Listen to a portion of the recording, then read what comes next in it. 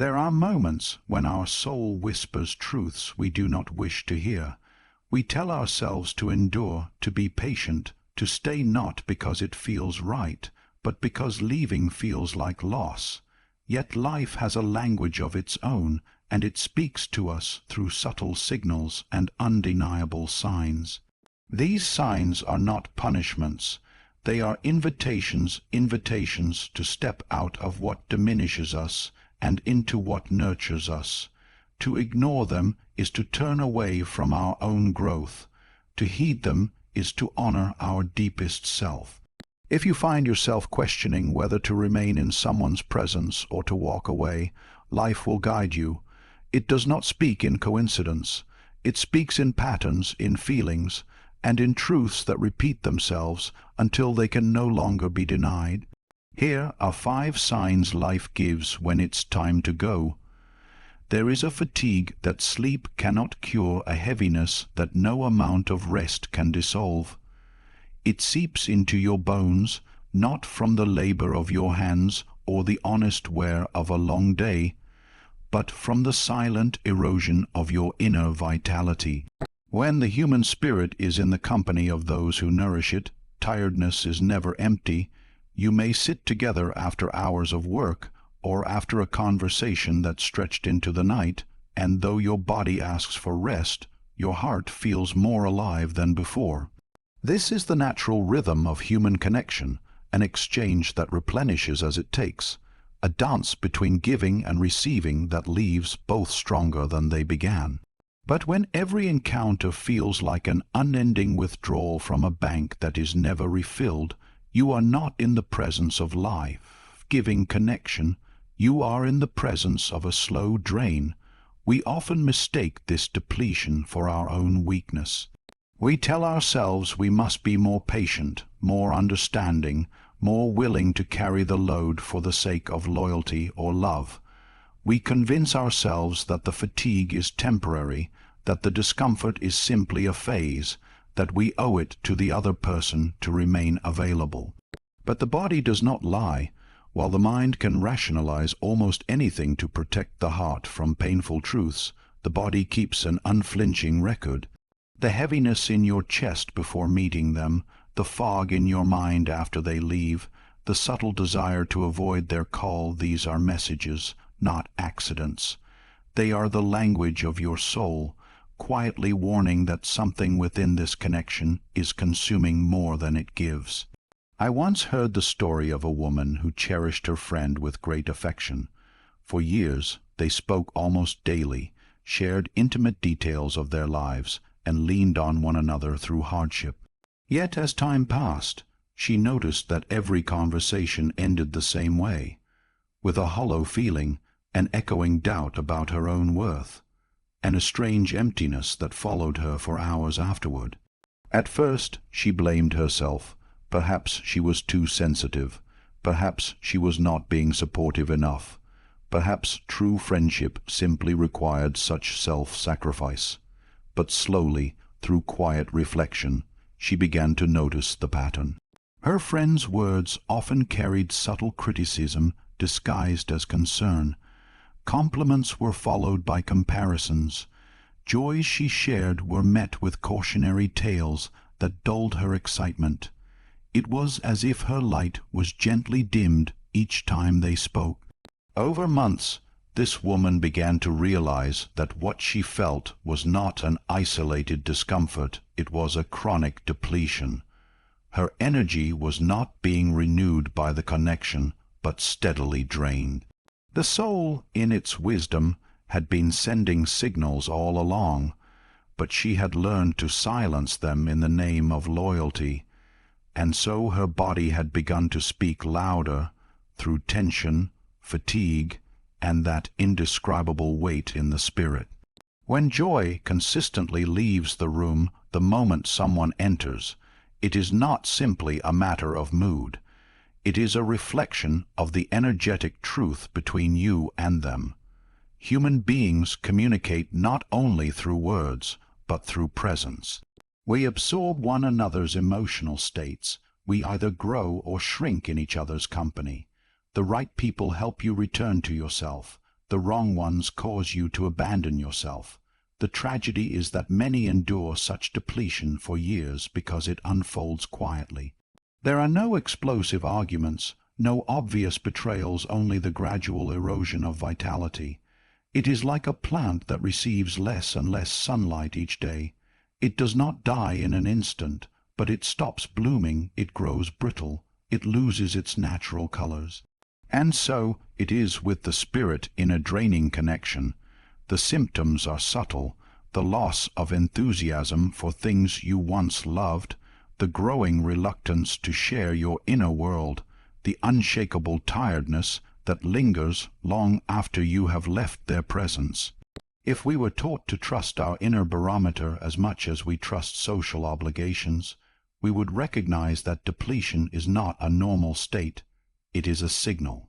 Just as the body produces pain to prevent further injury, the soul produces exhaustion to warn against prolonged exposure to what diminishes it. To ignore that warning is to invite a slow unraveling of your own essence.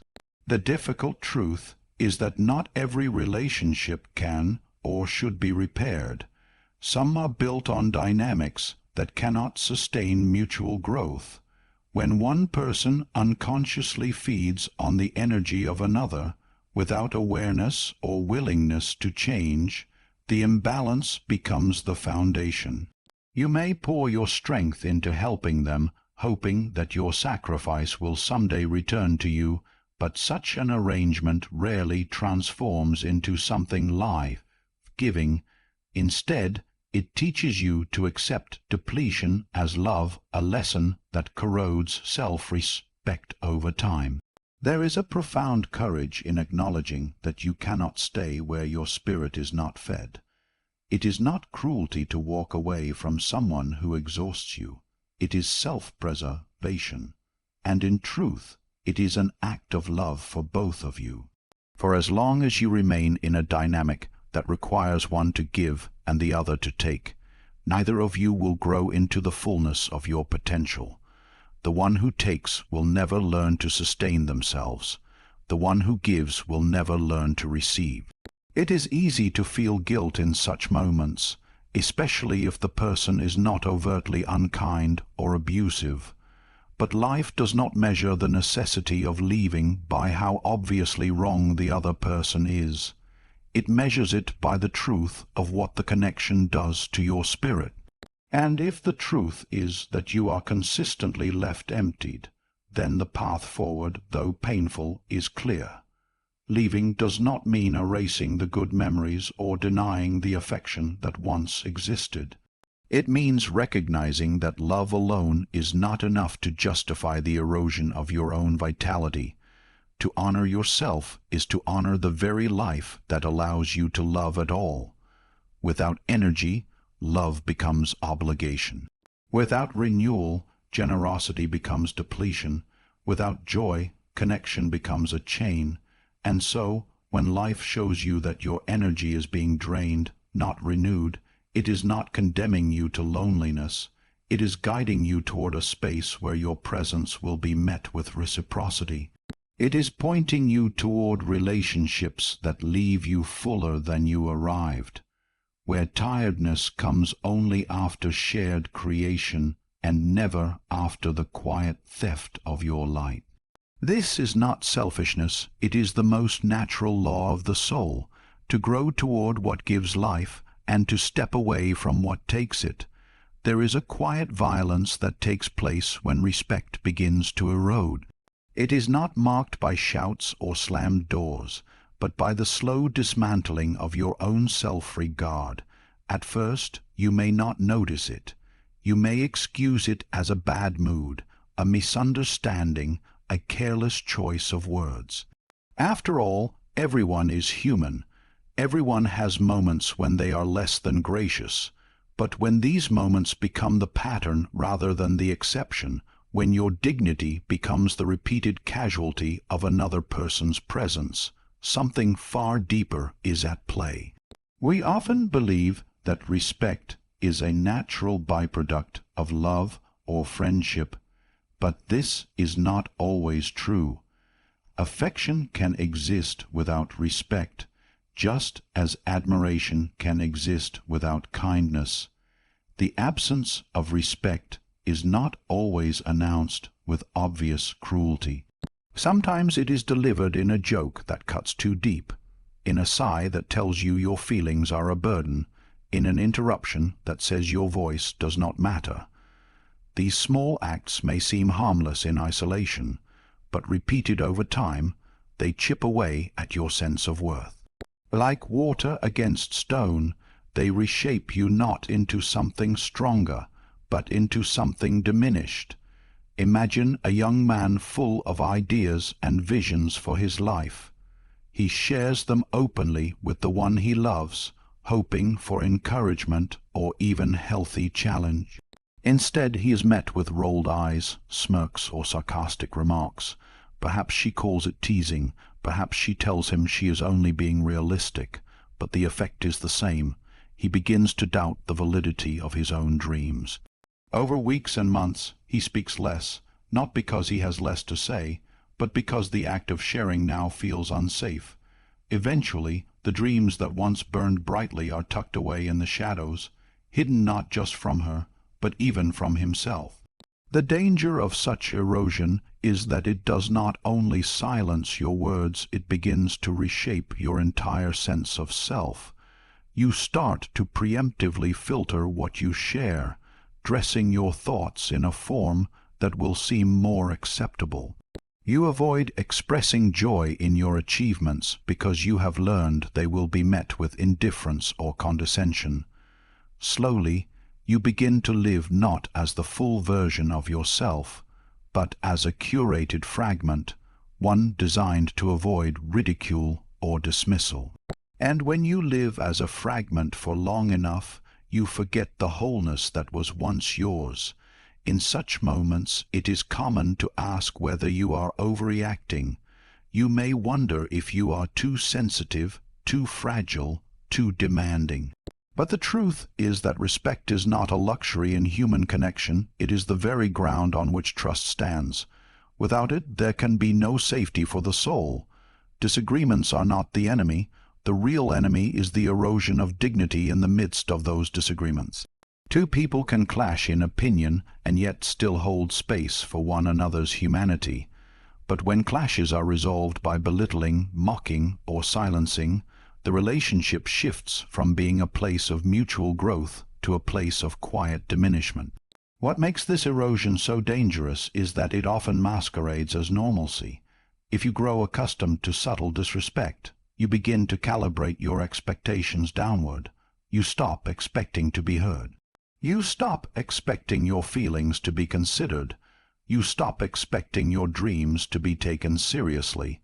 And in doing so, you unconsciously teach yourself to accept a version of love or friendship that no longer nurtures you. The cost of this acceptance is profound. Over time, the boundaries you once held begin to blur. You start to believe that this treatment is all you deserve, that the diminishing of your voice is simply the price of companionship. And yet, a part of you, the part that remembers your worth even when you do not, begins to whisper in protest. It speaks in moments of quiet sadness after an interaction, in the lingering sting of a comment, in the unspoken grief of feeling unseen. These whispers are not weakness.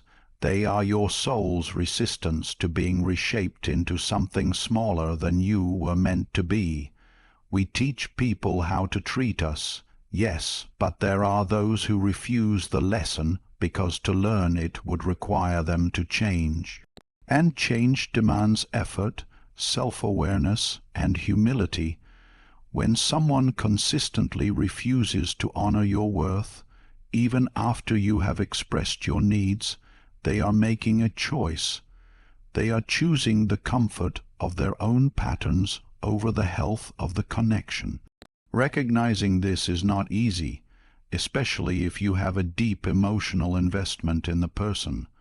Love can make us blind to patterns that are obvious to others.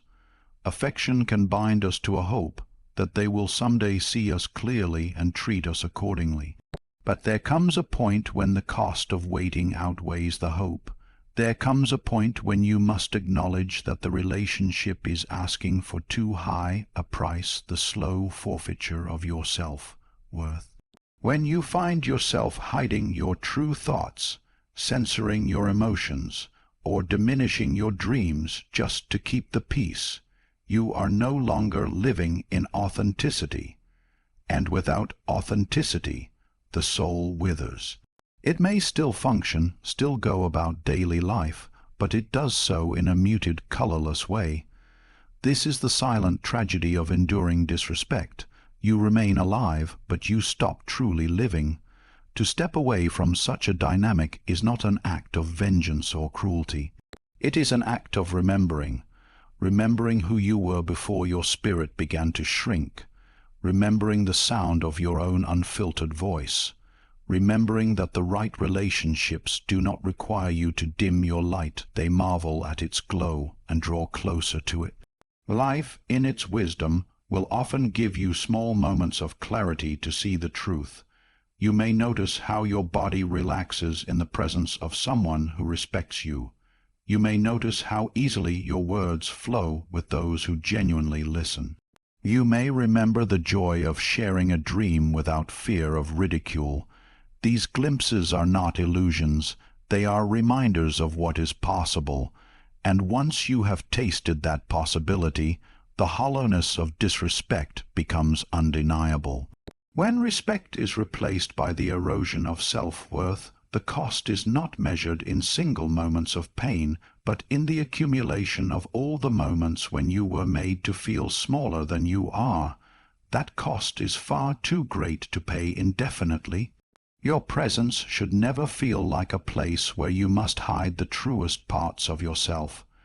Your life is meant to be lived in spaces where you can bring your whole being to the table, your dreams, your flaws, your strengths, your laughter, your pain without fear of them being diminished. Anything less is not love, no matter what name it wears. There is a certain pain that does not come from the sharpness of a single wound, but from the unending rhythm of the same wound repeated. At first, you tell yourself it is a mistake, an accident born of misunderstanding or momentary weakness. You want to believe that the person who hurt you did not intend for it to happen, and perhaps in the earliest moments that is true. But when harm repeats itself without transformation, when the same apologies are given and the same promises are broken, it ceases to be an accident.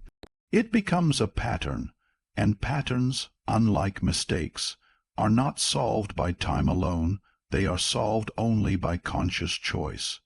The tragedy is that human beings often cling to hope even when evidence speaks against it. We remember the moments of kindness, the shared laughter, the glimpses of tenderness, and we use them as proof that the cycle can be broken. We tell ourselves that this time will be different because they seemed sincere, because they swore it would be, because we want so deeply to believe in redemption. And yet, life is not swayed by our wishes. It keeps placing before us the reality of what is the same events replayed in slightly different forms, the same arguments arriving in new disguises, the same wounds reopened just as the scar begins to form. There is a law to this repetition. Life will present the same lesson again and again until it is learned. Sometimes that lesson is about our own boundaries, our own willingness to say enough, our own courage to step away. For as long as we stay within the cycle, hoping it will heal itself, we remain part of the script. The very act of staying communicates that the harm, though painful, is still acceptable to us, and so it continues. The Gottman Institute's research is sobering in its clarity. Relationships that contain unresolved toxic patterns have a 90% chance of ending, and the longer those patterns persist, the greater the emotional damage when the end comes. This is not a prediction made by cynicism, but by decades of observation. Repetition without change erodes trust, and without trust, love cannot survive. The bond may remain in form, two people may still share a home, a bed, or a life, but the essence of the connection has already fractured. What remains is an arrangement, not a relationship. Consider the person who apologizes with tears in their eyes, swearing that the behavior will never happen again. In that moment, you feel seen, heard, and valued. You want to trust them, and perhaps for a while things seem better. But then, almost without warning, the old wound opens once more. The words or actions you feared return, and the cycle resets. Hurt, apology, promise, brief calm, hurt again. Each time it repeats, your spirit becomes a little more weary, your trust a little thinner. Eventually, the apology no longer carries weight because you know, deep down, that it is only the prelude to the next injury. This is the hidden cost of staying in such cycles, the slow death of belief. Not only belief in the other person's capacity to change, but belief in your own worthiness of something better. The longer the pattern continues, the more you begin to question yourself. Am I expecting too much? Am I the cause of this? Am I asking for something that cannot exist? These questions do not arise because the pattern is unchangeable by nature. They arise because you have lived in it long enough for it to distort your vision. Breaking free from repeated harm requires a painful clarity. It means seeing that an apology without change is not reconciliation, it is manipulation, even if it is not intended as such. It means acknowledging that the comfort of familiarity can be as dangerous as outright hostility, because what is familiar feels safe even when it is slowly destroying you. It means accepting that your loyalty cannot be the engine that drives another person's growth. They must choose to take that journey themselves.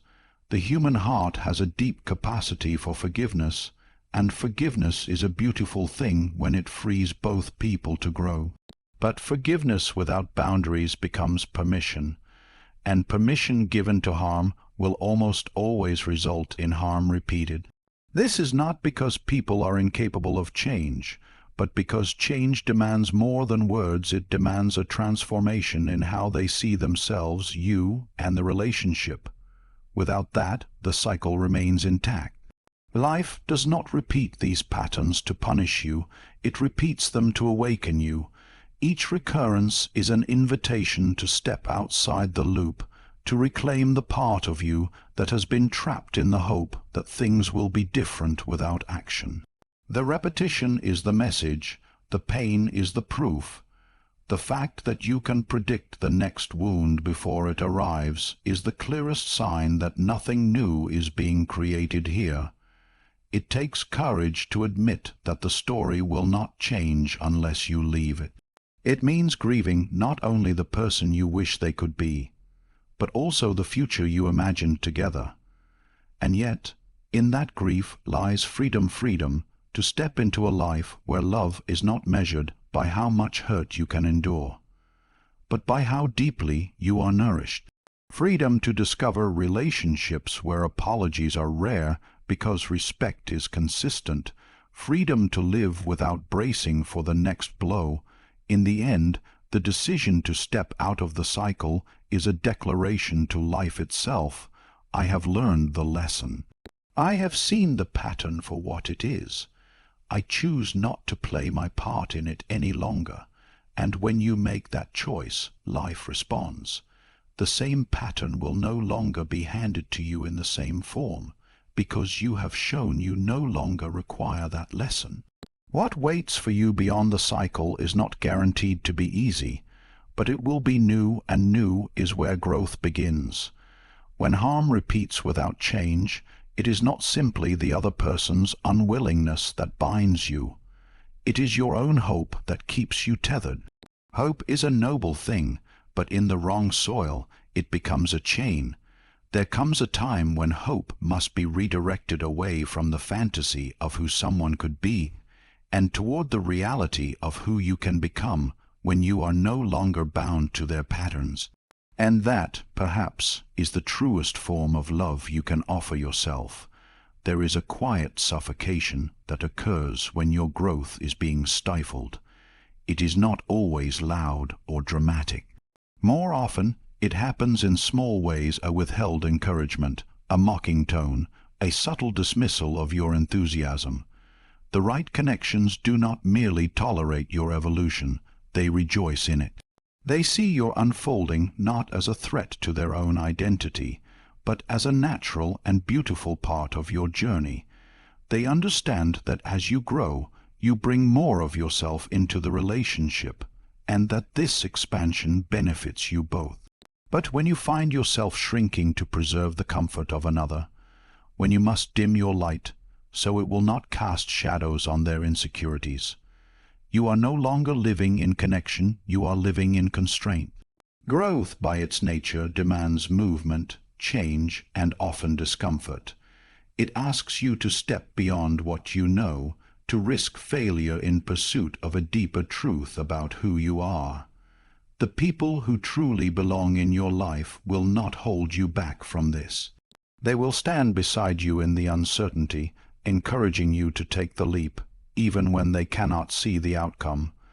They will not mock your curiosity, diminish your passion, or call your aspirations unrealistic simply because they do not share them. But there are those who, whether consciously or unconsciously, will seek to keep you in the shape you once were, because it feels safer for them. I once knew a man who loved painting. It was not merely a pastime for him, it was a way of making sense of the world, a language through which he could speak without words. But his closest friend saw it differently. She called it a childish hobby, something unworthy of his time, something impractical. At first he laughed it off, but over time her words began to take root. Slowly the brushes were left untouched, the canvases unpainted. He told himself he was simply too busy, that life had other priorities, but beneath those excuses was a quieter truth. He had internalized her judgment. Years later, after their friendship had ended, he found himself in an art store almost by accident. He bought a set of paints and a single canvas. When he returned to the work, it was as if a dam had broken.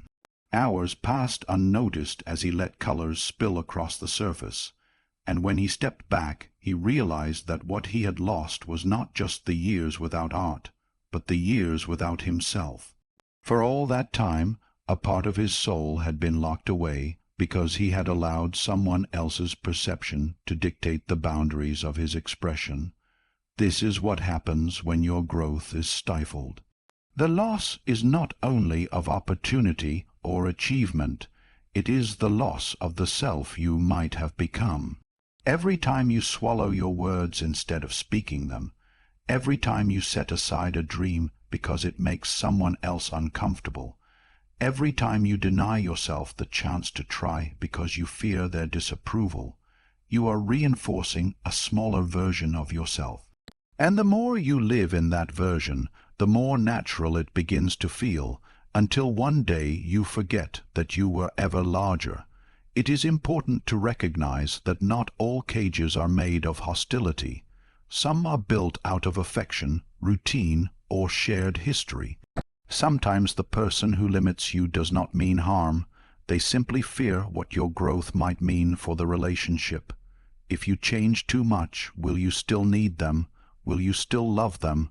Will you still belong to the same world you once shared? These fears, though human, can become chains if left unchallenged. And if you allow them to dictate your choices, you will find yourself living a life curated for their comfort rather than your fulfillment. Life has a way of revealing when you have outgrown the version of yourself that someone else prefers. You will feel it as restlessness, as a persistent dissatisfaction, as an almost physical ache for something more. The conversations you once enjoyed will feel repetitive. The activities that once filled your days will feel hollow. you will notice that the excitement you feel when imagining new possibilities is quickly followed by the weight of knowing they will not approve. This tension between your inner calling and their comfort is the signal that your growth has reached the edge of the space they will allow you. To choose your own growth is not an act of selfishness, though it may be seen that way by those who benefit from your staying small. It is an act of loyalty not to them, but to the truth of your own life. You are not here to be a fixed image for someone else's peace of mind. You are here to unfold, to explore, to become more than you were yesterday. And those who love you in the truest sense will celebrate that, even if it challenges them. The man who returned to painting after years of absence told me something I will never forget. He said, "It wasn't that I stopped painting, it was that I stopped believing I had the right to paint." That is the deepest harm of a stifled life. It convinces you that your desires are frivolous, that your passions are indulgent, that your dreams are unrealistic. It replaces the voice of your own soul with the echo of someone else's fear. If you listen closely, life will always try to guide you back to yourself. It may send opportunities disguised as chance encounters, or feelings of longing when you see others living freely, or moments of quiet clarity in which you remember what it felt like to be fully alive. These are not random, they are reminders. They are openings through which you can step back into your own becoming. But to walk through them, you must be willing to face the discomfort of outgrowing the cage. Growth is rarely comfortable, and it is often inconvenient for those who have come to rely on your staying the same. But the alternative is a life in which your potential remains locked away, a life in which you trade the vastness of your possibilities for the safety of their approval. And no matter how much love or familiarity exists in that space, it cannot make up for the loss of your own unfolding. There will be those who do not understand why you must step beyond their boundaries for you. They may feel abandoned, betrayed, or threatened, but your task is not to remain in the space they have prepared for you. It is to inhabit the space that life itself is calling you toward. And in doing so, you give them and yourself the chance to grow in ways that staying small could never allow. In the end, the measure of a connection is not how still it keeps you, but how much it invites you to move toward the fullness of who you are. If you must hide, shrink, or silence yourself to remain in someone's life, then you are not in a relationship, you are in a cage. And no matter how comfortable that cage may seem, it will never be a substitute for the open sky. There is a wisdom in the body that the mind often resists. Long before we can explain why, we feel it: the tightening in the chest, the shallow breath, the restless tapping of fingers when we know we are about to be in their presence. These are not mere quirks or nervous habits. They are signals, finely tuned through the long history of human survival. The body recognizes danger even when that danger wears a familiar face, and while in some cases the threat may not be physical, the impact is just as real. Emotional danger leaves its fingerprints on the nervous system, shaping our inner state in ways we cannot always put into words. It begins subtly. Perhaps you notice the relief you feel when they cancel plans. You tell yourself you are simply tired, that you needed the evening for rest, but beneath that explanation lies a deeper truth. Their absence brings you peace, and peace, in its quiet clarity, is the most revealing measure of any relationship. If the calm you feel when they are gone outweighs the comfort you feel when they are near, you are not in a safe connection, you are enduring it. Our biology is not blind to these dynamics. In a psychological study on stress responses, Participants who felt emotionally unsafe around certain individuals displayed elevated cortisol levels for hours after the interaction. Cortisol, the body's primary stress hormone, is not a moral judgment. It is a physiological alarm. It is your biology and your intuition speaking the same language. The message is simple. Something in this environment is not good for you. And yet, how often do we override that message in the name of loyalty, habit, or hope? We learn, often from an early age, to dismiss these bodily cues. We tell ourselves not to be so sensitive, not to make a fuss, not to overreact. We adapt to the tension until it feels like the background noise of life. But living in constant emotional tension changes you. It rewires your nervous system, conditioning you to be on alert, to brace for impact even in moments that should be safe. You begin to monitor their moods, anticipating what might trigger them. You scan conversations for signs of irritation or disapproval. You live as though walking a narrow bridge over a deep drop, each step careful, each word measured, never fully at ease. In this state you cannot expand. You cannot relax into the fullness of who you are. Part of your mind is always busy calculating, editing, adjusting, making sure you do not say the wrong thing, express the wrong emotion, reveal too much. Over time, the tension becomes so constant that you may forget what it feels like to live without it. You normalize the anxiety, thinking it is just your personality, when in truth it is the environment shaping you into a perpetual state of vigilance. The saddest part is that this vigilance is often mistaken for love. We confuse the effort of tiptoeing around someone with the effort of caring for them. We think that by keeping the peace at our own expense, we are preserving the relationship. But real peace cannot exist in a place where one person is perpetually on edge. What we call peace in such situations is only the absence of open conflict, a fragile stillness that comes from suppression, not harmony. I have seen people stay in relationships where their bodies screamed for release, simply because they could not reconcile the dissonance between their love for the person and the unease they felt around them.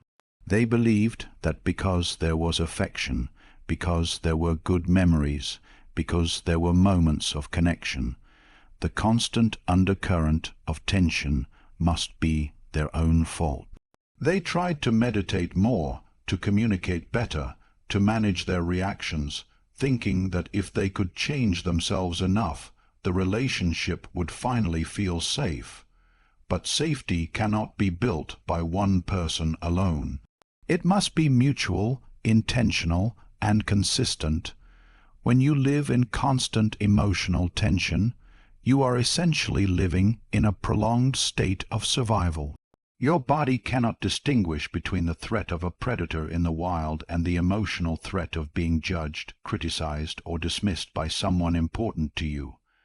The same hormones are released, the same muscles tighten, the same fight or flight responses prepare themselves. This is why even a brief conversation with such a person can leave you exhausted for hours afterward. Your body has been working overtime, even if your mind insists everything is fine. Life, in its patient way, will show you the truth. It will give you moments of contrast, a conversation with someone who listens without judgment, a gathering where you laugh freely, an evening in which you feel no need to guard your words. These moments will feel light, expansive, effortless. And when you compare them to the heaviness you feel in the presence of the one who keeps you tense, the difference will be undeniable. That contrast is not meant to shame you, but to remind you that ease is possible, that relationships can be spaces of rest rather than arenas of defense. Sometimes the hardest thing is trusting that your discomfort is reason enough to leave. We are taught to look for clear evidence, an argument, an act of betrayal, a line crossed beyond dispute. But the absence of safety is itself the evidence. The constant tension is itself the harm. You do not need a dramatic ending to justify stepping away from what erodes you. The quiet exhaustion you feel is enough. There is a profound liberation in choosing peace over tension. It is not the peace of avoiding difficult truths, but the peace of knowing you can breathe fully, speak freely, and exist without fear in the presence of another. It is the peace of a nervous system that is no longer braced for the next blow, the next subtle jab, the next shift in mood that leaves you questioning yourself. It is the peace of coming home to your own body and realizing you no longer have to live as a guest in it. When you notice that your shoulders drop, your breath deepens, and your mind quiets in someone's absence, pay attention. That is your life telling you something. That is your intuition and your biology in agreement, pointing you toward the truth you may not want to face. And though the decision to act on that truth may be painful, it will be the kind of pain that leads to healing rather than the kind that perpetuates harm. In the end, constant emotional tension is not something you can adapt to without cost. The cost is yourself, your joy, your ease, your capacity to live in the present. And no relationship, no matter how meaningful it once was, is worth the steady draining of your life's vitality. The peace you feel in their absence is not a betrayal of love. It is the clearest proof that love has already left the space, and that it is time for you to follow it into a place where you can truly rest. Life does not always push you away from someone in dramatic explosions. Sometimes it guides you through quiet whispers, small discomforts, and subtle truths. These signs are not to be feared, but to be honored. To walk away is not always to reject, sometimes it is to release, to let both souls find their own path toward growth. The greatest act of love you can offer yourself is to listen when life speaks. And when you do, you will discover that leaving is not the end of your story. It is the opening of a new chapter where your spirit can breathe again.